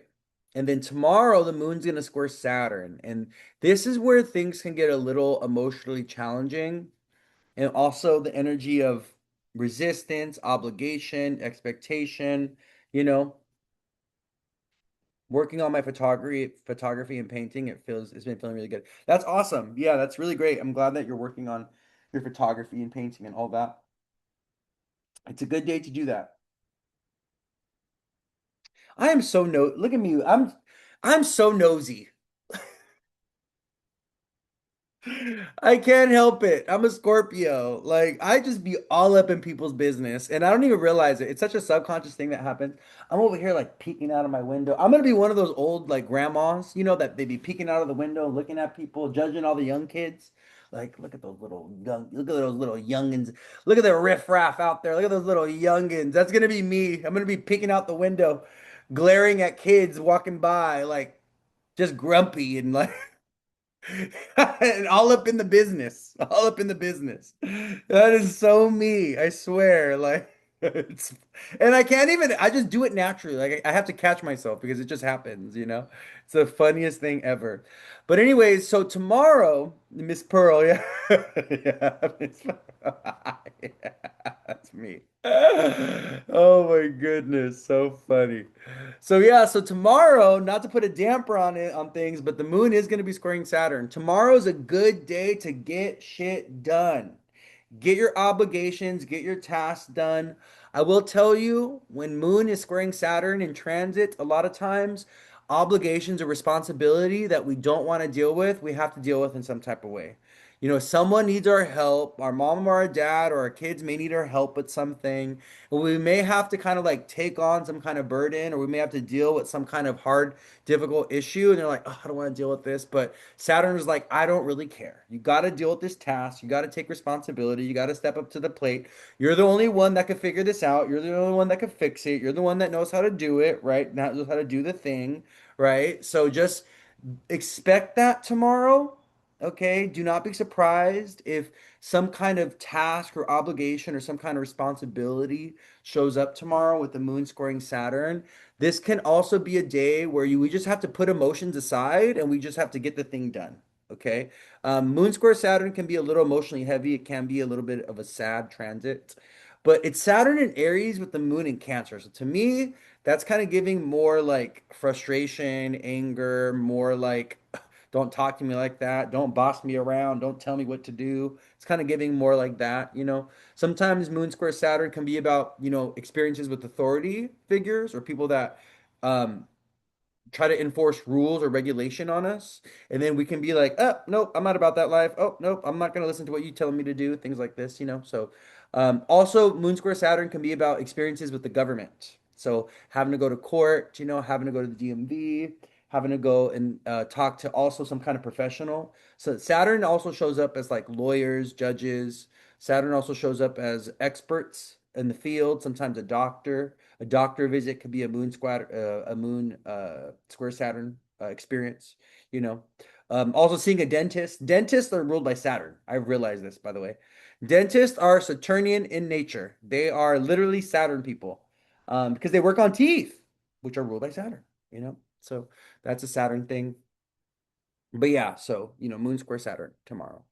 Um, all right, let's keep going. So that aspect hits around midday on Tuesday, depending on where you're at in the world. But you know, it's going to be around midday on Tuesday, global time. What is GMT time? I don't even know. What is GMT time? GMT time.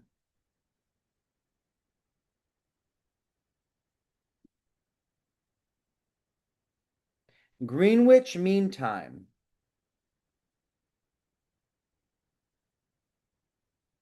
Western Europe and Africa use Greenwich Mean Time, GWT. I don't even, I thought that meant global something. You learn something new every day. Um, Let me put this in PST. Hold on.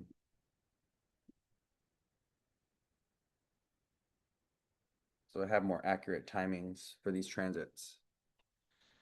Because that GMT time, that has nothing to do with us. And then let me do this real quick. There we go. Okay, cool. Okay. Okay, yeah. So the moon's gonna square Saturn around 1313. 2 p.m. Pacific time on Tuesday, tomorrow. Moon square Saturn. Okay. Actually, Saturn's gonna be rising. He's gonna be rising at that time. So Tuesday, tomorrow around 2 p.m. We can, you know, we could get some challenging news, or you know, there could be something around the family that comes up, you know. Oh my gosh, this person went through this in the family, you know. I'm looking at the moon in the fourth house and Saturn on the rising at 2 p.m. when this aspect goes exact. And to me, this is giving kind of like, oh my gosh, we got somebody in the family went through something, you know? Oh my God, somebody in the family needs your help. Somebody in the family, blah, blah, blah. Fourth house moon, first house Saturn square between the two. Okay. So then as we move to Wednesday, the energy shifts come Tuesday night going into Wednesday. So Wednesday is a very busy day.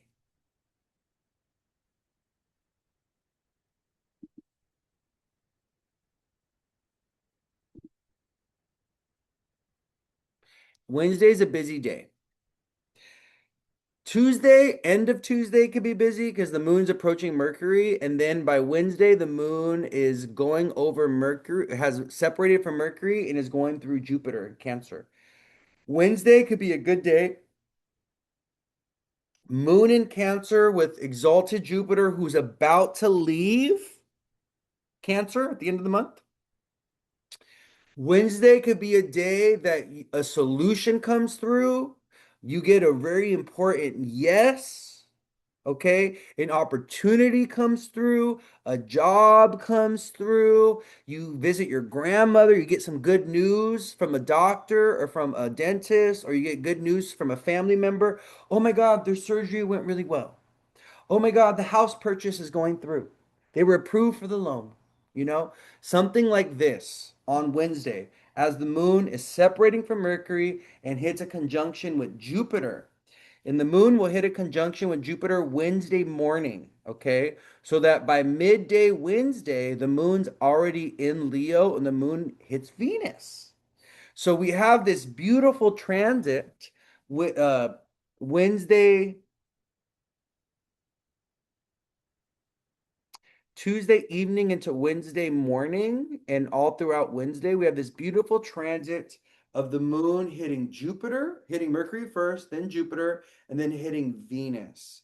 And these are the benefics, these are the positive planets, right? And Mercury's, not really in a sign that he likes to be in, but Jupiter's in his exalted state, and Venus, she likes being in Leo. I actually read something interestingly on Threads that where someone said that in Babylonian astrology, Venus was actually known to be exalted in Leo, which is so fascinating.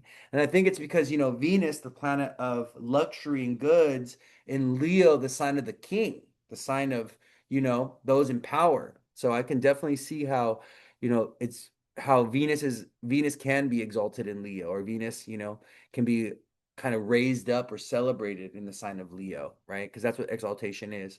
Exaltation is about being raised up and, being given more power, agency, authority, or visibility for a planet. So with the moon going through Jupiter and then hitting Venus from Tuesday to Wednesday, um, we can get some really positive news. Okay.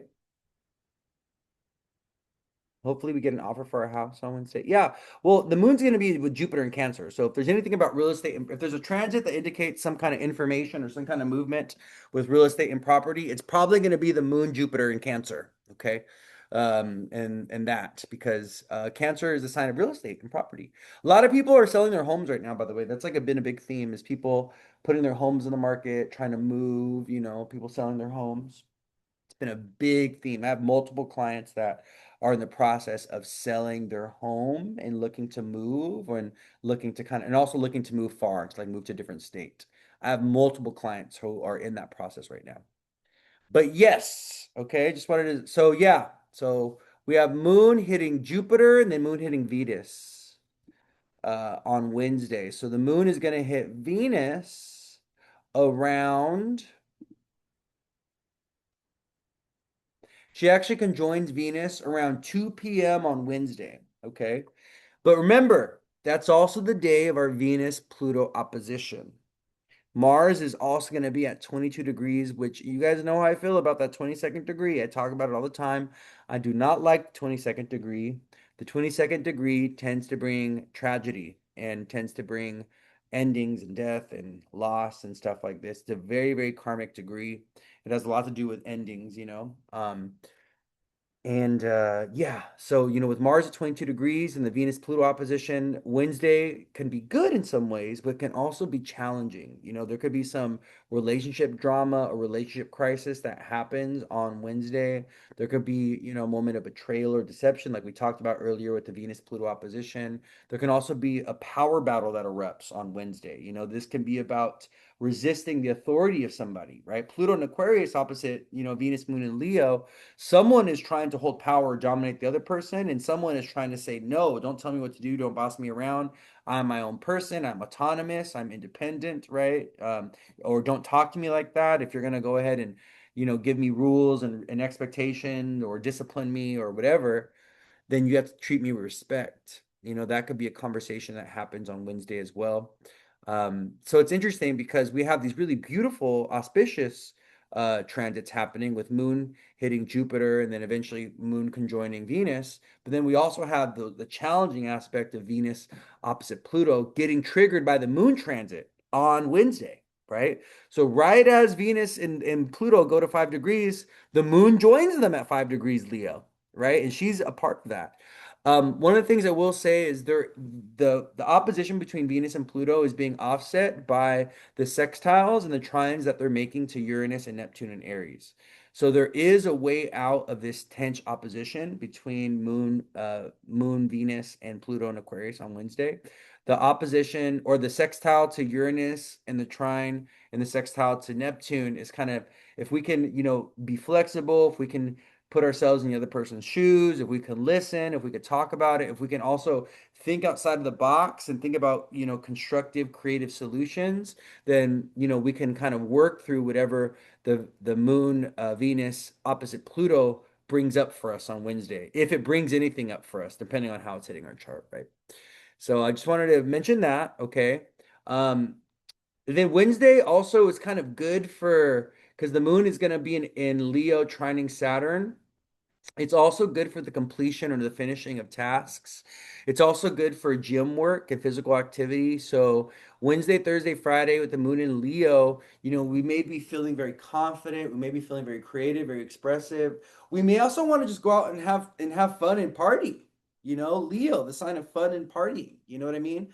New moon in Gemini cycle. The moon's in Leo. To me, that's like, let's go out, let's socialize, let's have fun, let's interact, let's drive to the city with our friends and let's do some cool fun activities, something like this, right? So this is a very social time as well, and these transits are indicating increased social activity and increased communication and connection with others, right? So this is a good time for local travel, going on these little short, like let's say you want to go to the river with your friends for the weekend, or you want to go to the museum on Wednesday, Thursday, or you want to just meet up, to celebrate somebody Wednesday, Thursday, Friday. These are good. This is a good time to do it. It's a good time to do it. Okay. Moon in Leo, new moon in Gemini cycle. Because then things kind of get a little bit serious when the moon goes into Virgo, but we'll get there when we get there. I want to talk about the moon trine Saturn because I think moon trine Saturn is really, really good for getting tasks accomplished and also getting a new routine set, right? We're going to be kind of going back to the drawing board with our routines and our habits very soon because the Mercury's going to retrograde. So, Mercury retrograde always does not always, but has a tendency to reshuffle our routines and to reprioritize our routines. If you're looking to get rid of a bad habit, use this upcoming Mercury retrograde in July to do that. Okay, it's a really good time to get rid of a bad habit and to reshuffle your habits. The Mercury retrograde. But yeah, so Moon trine Saturn on Wednesday. Moon and Leo trine Saturn. Okay, let me see if there's anything else and separating from Venus. So Tuesday, Wednesday are pretty auspicious days though, because the moon transiting Jupiter and Venus. Oh, NYC's having the Knicks parade on Thursday. Yeah, it's true, it's true. When the moon's in Leo. Oh, it's gonna be so much fun. You guys are gonna have a lot of fun. There's gonna be some fights that break out though. I will tell you this right now. I'm gonna tell you right now. The moon's in Leo, trining Saturn and Aries on Thursday. There will be some fights that break out, and people may set some shit on fire or burn some things. That's Saturn and Aries for you. Okay, so just prepare for that. All right, I'm gonna let you know right now that there's definitely gonna be some rigmarole, some criminal activity, I'm not gonna say criminal, I'm gonna say militant activity, some militant. I like to think of Aries as, military, militant energy. So then on Friday, the moon is wrapping up in Leo, but she's not. Oh, she squares Mars Thursday.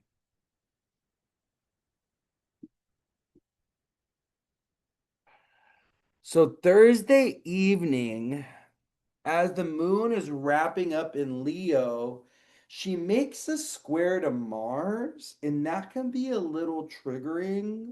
That can be a moment of conflict or a moment of, passion, a moment of aggression. Moon square Mars. That could also be literally an argument. That could be an argument that erupts. So be mindful of Thursday evening, Moon Square Mars. This can also be an injury, like an accident, like burning ourselves, something like that. Mars loves to burn us, Eating hot food, also, this could be about digestive irritation and stomach issues. So Moon and Leo, square Mars and Taurus is definitely an aspect of eating food that is too hot or too spicy or food that irritates our stomach. So just be mindful of what you're eating Thursday, okay? Especially Thursday evening, what you're having for dinner, because the last thing you would want is to upset your stomach by eating something that's too hot or too spicy, or eating something that irritates your digestion for some reason, for one reason or another. So this could also be like, okay, you're lactose, right? And all of a sudden you eat something that had dairy in it, and now you're suffering. Now you got to suffer a little bit, right? So just be mindful of that with Moon Square Mars on Thursday. Okay.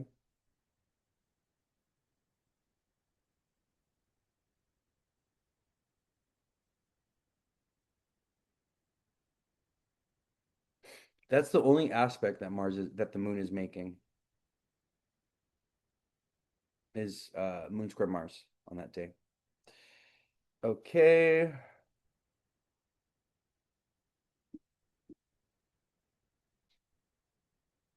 And then on Friday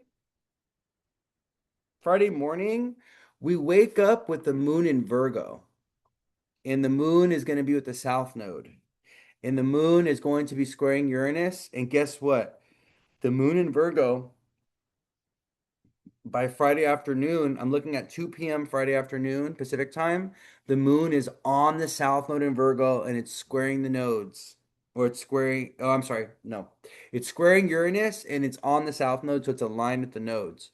So Friday, Saturday, and Sunday, as the moon is in Virgo, we're kind of in this very karmic period where destiny and fate are kind of like moving and where the eclipse energy and the nodal energy is taking over. So, um, Friday, Saturday, and Sunday could be filled with occurrences or experiences or even connections or relationships with people, or experiences with others that there's an element of like fate or destiny, or there's an element of divine timing is what I'll say. Okay. This can be a little chaotic though. We got to think Mercury is slowing down to retrograde, and the moon in Virgo is responding to Mercury, and the only aspect the moon is making really is to um Uranus, South node, it's with the South node and it's squaring Uranus. So, there could be a little bit of anxiety, there could be franticness. Also, because this is a Friday going into Saturday and Sunday, don't be surprised if weekend plans change or get disrupted in some type of way on Friday. So on Friday, you could get a call. Let's say you were planning to go to a party on Sunday or Saturday. You get a call on Friday from someone or a text like, "Hey, I'm not going to be able to make it. I'm sick. I'm ill," something like this. The South Node and the Moon together, squaring Uranus, can literally be about illness or sickness or us feeling energetically depleted or tired or exhausted.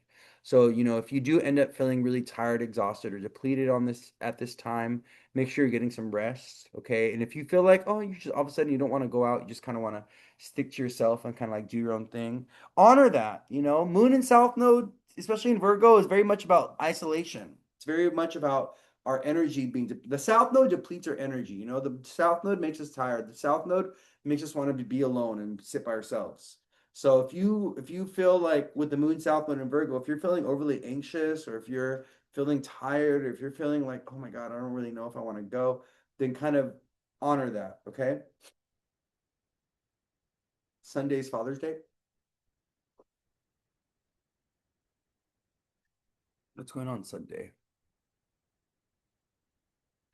Yeah, and be willing to pivot on Friday because the Moon Square Uranus can bring up accidents like falling and falling and hurting your hip or hurting your ankle. Well, hurting your ankle or hurting your knees, not your hip.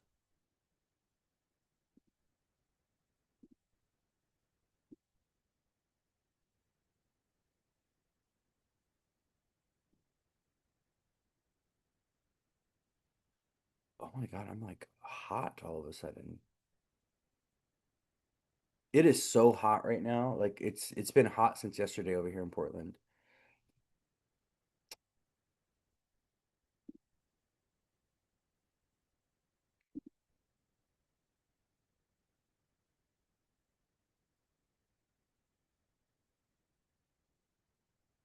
The moon's not really doing much on Saturday. It's just kind of like floating by itself. So the moon doesn't make another aspect to a planet until Sunday, when the moon forms a trine with Mars.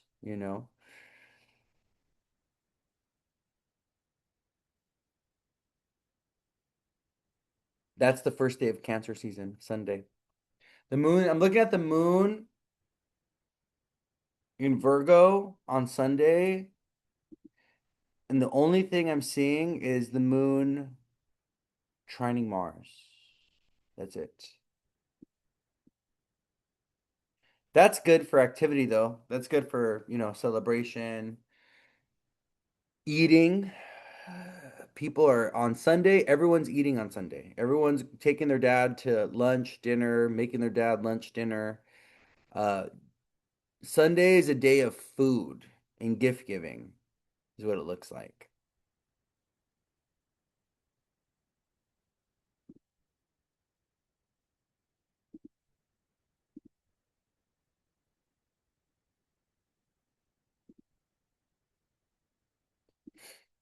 Yeah. Because then the moon goes into Libra on Monday. So there's nothing really special happening in the stars on Sunday, I'm gonna be honest with you guys. Oh yeah, well yeah, this makes sense. Well, yeah, never mind. So the moon trines Mars, but then the moon is making a beautiful sextile to Mercury and Jupiter in Cancer. So by this makes sense. Okay, so by the afternoon, the moon is at the last degrees of Virgo and it moves into Libra, but it's sextiling Jupiter and it's sextiling Mars. I'm sorry, sextiling Jupiter and Mercury in Cancer, and it's also trining Mars. This is actually really good. So this is gonna be, it's funny because it's like right around midday Sunday that the moon sextiles Jupiter. This is like a moment of like celebration. It's like a moment of gift giving, you know? So it's so funny how I was missing that. I missed that. I saw the moon trine Mars, but I was like, what else is it? And then, of course, the moon sextiling Jupiter and Mercury at the same time. So it's going to be a very busy day, I will say. Sunday is very, very busy. We got a lot to do on Sunday. So just stay flexible, though, because, we're still dealing with Uranus squaring the nodes, and, we got a little mischievous Mercury about to slow down. But the moon sextile Jupiter and Mercury is good. The moon goes into Libra actually around 2 p.m. Sunday. So that's when the moon goes into Libra.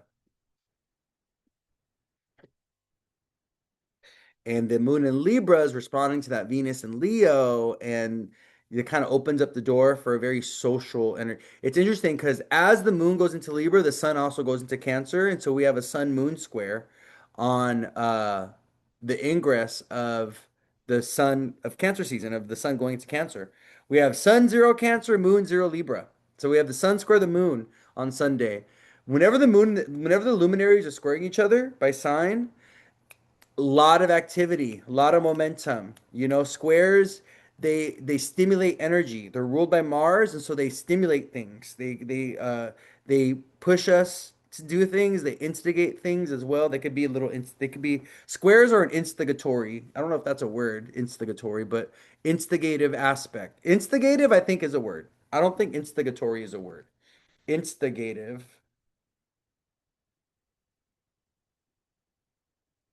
Yeah, instigatory. Let's see if that's a word. It's not a word. Instigatory. Oh, it is. Instigatory is a word. I just came up with that. I just made it up. I've never used that word in my life. It sounded good. And it's actually a word. That's funny. But yeah, the moon in Libra squaring the sun in Cancer on Sunday, that's very stimulating, instigating, Uh, it's cardinal energy as well. So there could be something that we're starting or initiating Sunday and Monday as the sun moves into Cancer and the moon moves into Libra. There could be like some kind of new chapter or a new thing that we're stepping into or a new experience that we're having Sunday, Monday. And then we start off our week next week with the moon in Libra. And then Chiron moves into Taurus on Sunday as well. Oh, actually, no, Chiron moved into Taurus on Saturday. So Chiron's been in Taurus for 2 days as of Sunday. As of Monday of next week on the 22nd, Chiron will be in Taurus for 3 days. And then we're in Cancer season. So now we're in Cancer, right, season. And then we're going to have our full moon in Capricorn coming up at the end of June going into July. I think it's actually July 1st, I think, the full moon in Capricorn. It's either, let me see. That's going to be a homecoming full moon for me. I have my moon in Capricorn, so it's funny how for me the full moon in Capricorn aligns with my homecoming, me coming back to California.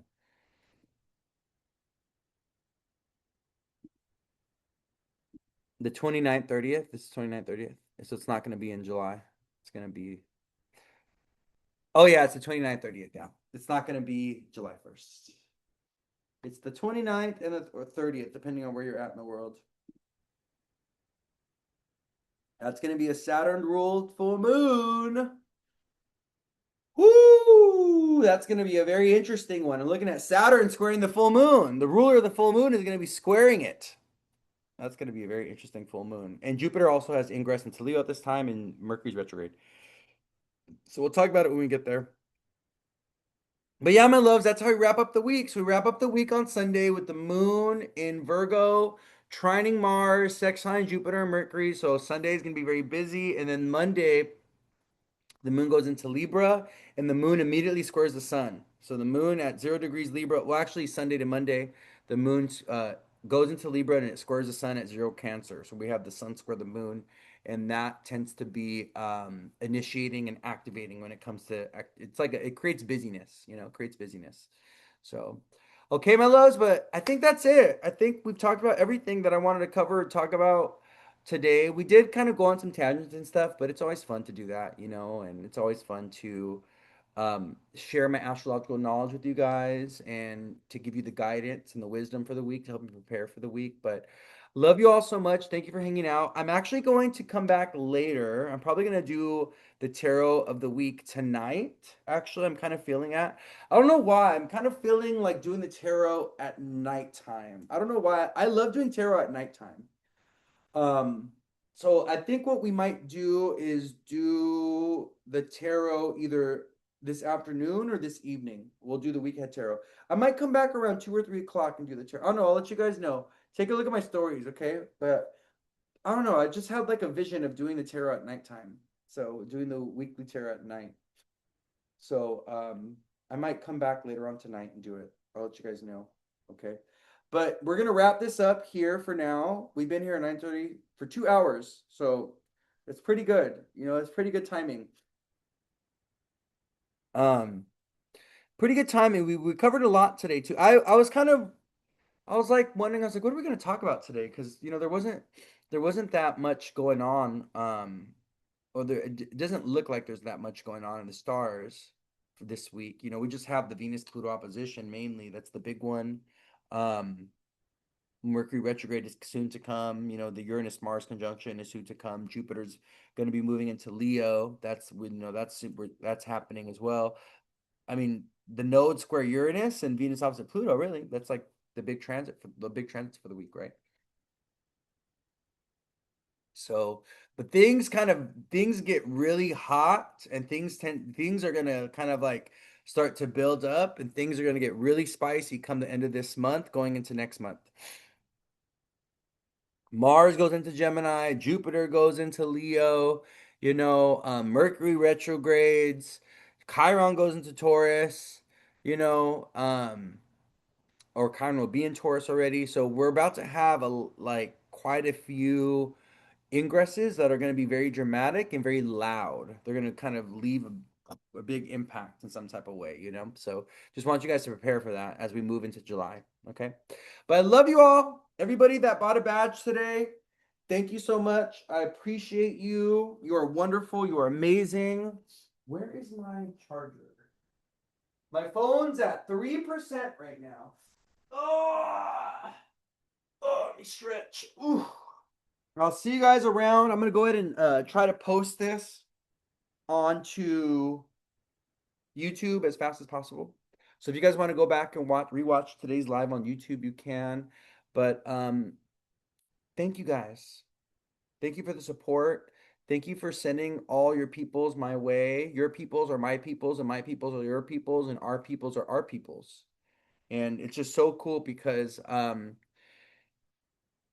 the majority of the clients that I have are referrals from you guys. You guys send me all your peoples, and I'm just so grateful for that. I do readings for whole families. I do readings for mom, for dad, for the kids, for the cousin, for the sister, for like it's so cool because I'm like a family reader. There's families where they come to me before they make important decisions, and that just makes me feel so like, you know, important. It makes me feel important because I'm like a family consultant for some families, and it's just so cool to see how much love and how much trust people put in me. I'm just so grateful for it. But you guys take care of yourselves. Have a good week. Stay safe. Be well. Okay. And I'll see you guys on Threads, and I'll see you guys on YouTube, and I'll see you guys on Instagram. Okay. Love ya. Love ya. See you later. Have a good day. Bye.